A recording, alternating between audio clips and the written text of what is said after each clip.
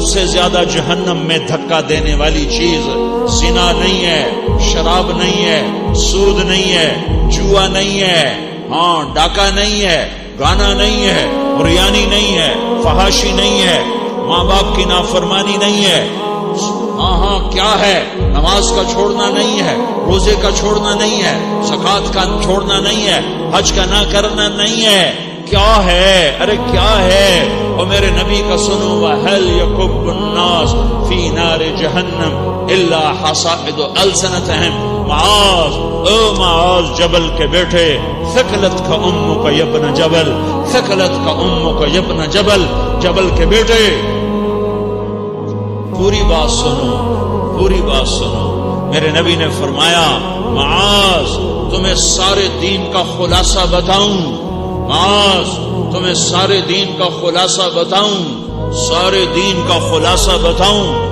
کہ اجل یا رسول اللہ، یا ما ہوا یا رسول اللہ، وہ کیا ہے یا رسول اللہ؟ ضرور یا رسول اللہ۔ تو آپ نے مجھے دیکھو، آپ نے زبان باہر نکالی ہے، ایسے زبان باہر نکالی ہے، یہ نہیں کہا زبان پہ قابو پاؤ، ایسے زبان باہر نکالی اور یوں پکڑا، دیکھ رہے ہو؟ ارے پچھلوں نے دیکھا ہے میں نے کیا کیا ہوا ہے؟